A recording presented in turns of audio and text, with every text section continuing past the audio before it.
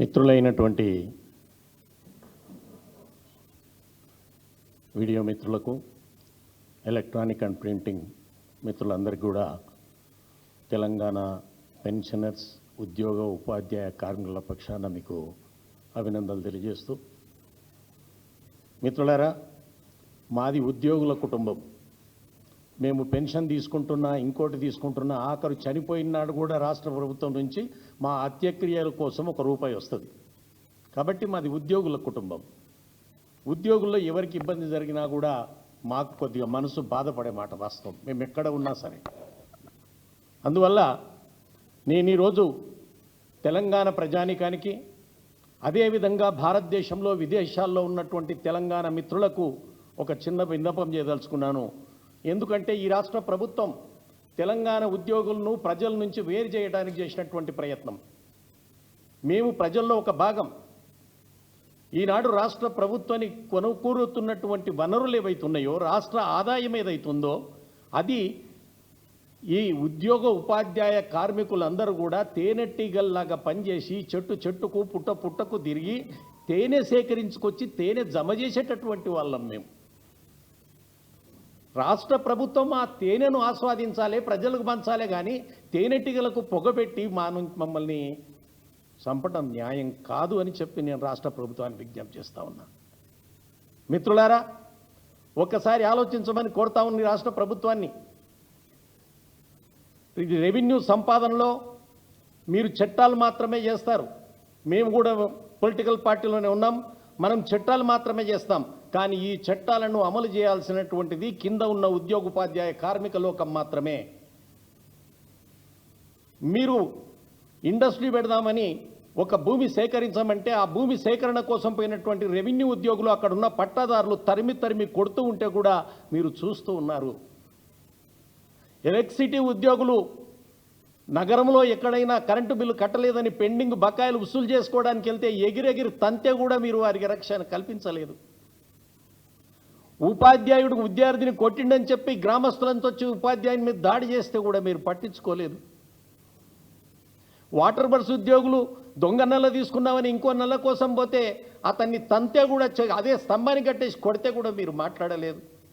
ఇన్ని తన్నులు తిన్నా, ఇన్ని అవమానాలు భరించినా, ఇన్ని కష్టాలు భరించినా రాష్ట్ర ప్రభుత్వ ఉద్యోగోపాధ్యాయ కార్మికులందరూ కూడా ఈ రాష్ట్ర శ్రేయస్సు కోసం, రాష్ట్ర వనరులు ఆదాయం పెంచడం కోసమే ప్రయత్నం చేస్తాం తప్ప మేము 98% డబ్బులు దోచుకు తింటున్నట్టు మీరు ప్రజల నుంచి మమ్మల్ని వేరు చేయటం సమంజసం కాదు, న్యాయం కాదు అని చెప్పి నేను విజ్ఞప్తి చేస్తా ఉన్నాను.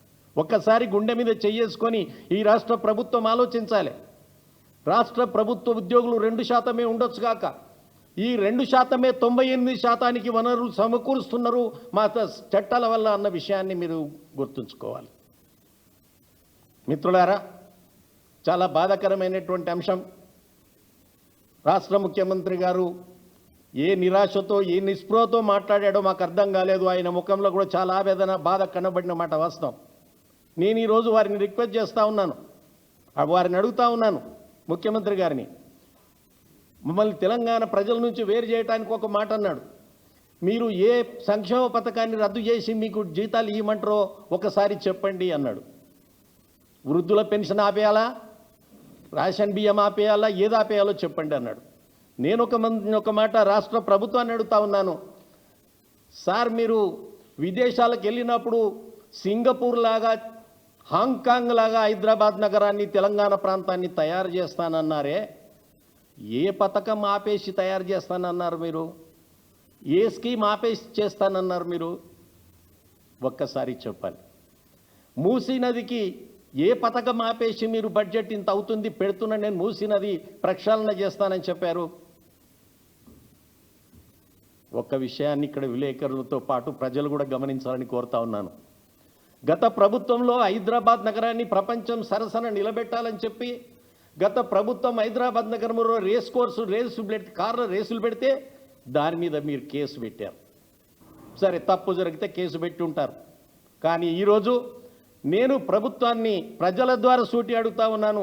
ప్రపంచ సుందరీలు నగరం ప్రపంచం పక్కన నిలబెట్టాలన్న మీ ఆలోచన చాలా సమంజసమైంది. ప్రపంచ సుందరి పోటీలు పెట్టడానికి ఏ స్కీము, ఏ సంక్షేమ స్కీమును ఆపేసి మీరు అమలు చేయాలనుకుంటున్నారు? దానికి ఎక్కడి నుంచి వచ్చాయి డబ్బులు? ఈ స్కీములకు వచ్చిన డబ్బులు ఎక్కడి నుంచి వచ్చాయో ఆలోచించి మా సంక్షేమం కోసం కూడా, మా పెన్షనర్ల కోసం కూడా ఆలోచించి అదే విధంగా ఇవ్వాలని కోరుతా ఉన్నాం. అందులో మేమనేది ఇంకొకటి, మేము ఎవరి డబ్బులు అడగటం లేదు. మా ఉద్యోగ సంఘాలు కానీ, ఉద్యోగులు కానీ, పెన్షనర్లు కానీ బోనస్ అడగలేదు, ఎక్స్గ్రేషియా అడగలేదు.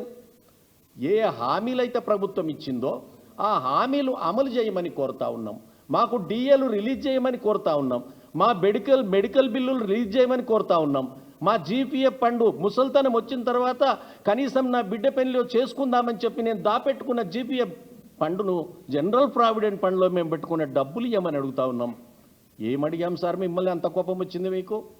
రాష్ట్ర ప్రభుత్వ ఉద్యోగులు ఏం పాపం చేశారని మీరు ఆ విధంగా మాట్లాడారు? ప్రజానీకం ఏమనుకోవాలి మీ సెంటిమెంట్ డైలాగులు చూసి? నిజంగా ఉద్యోగులు రాష్ట్ర ప్రభుత్వాన్ని కాల్చుకొని తింటున్నట్టున్నారు, దోసుకొని తింటున్నట్టున్నారని చెప్పి ప్రజలు బయట ఫీల్ అయ్యే ప్రమాదం ఉంది. కాబట్టి రాష్ట్ర ప్రభుత్వంలో ఉన్నటువంటి పెద్దలకు, మంత్రులకు నేను విజ్ఞప్తి చేస్తూ ఉన్నాను, దయచేసి మమ్మల్ని ప్రజల నుంచి వేరు చేయకండి. మేము ప్రజల్లో ఒక భాగమే, వారి సంక్షేమే మా సంక్షేమం.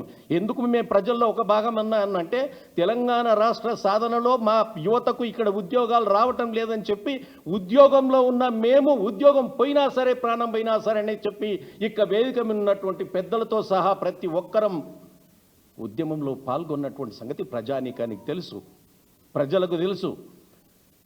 ఆనాటి పోరాటం మీద కదా ఈనాడు యువకులకు యూనివర్సిటీల్లో నుంచి వచ్చినటువంటి యువకులకు ఉద్యోగాలు వచ్చింది. ఆ పోరాటం మీద కదా తెలంగాణ ఎక్కడి నుంచో ఏ దాకా పోయింది. ఆ పోరాటం మీదుగా రాష్ట్ర ప్రభుత్వం ఆదాయం 4 నుంచి 18,000 కోట్లకు పెరిగింది.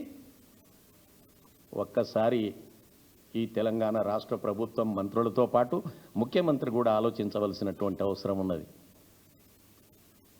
కాబట్టి నేను మిత్రులను కోరుతా ఉన్నాను, శ్రీనివాస్ గౌడ్ గారు మంత్రిగా ఉన్న కాలంలో జరిగినటువంటి సంక్షేమ పథకాలు కానీ, దేవి ప్రసాద్ గారు చైర్మన్గా ఉన్నటువంటి సంస్థలో పెరిగినటువంటి లాభాలు కానీ ఒక్కసారి ప్రభుత్వం బేరీ చేసుకొని ఆ కాలంలో పెరిగినటువంటి ఆదాయం ఈ కాలంలో పెరగకపోవడానికి కారణం ఏంటో అన్వేషించండి, విశ్లేషించండి.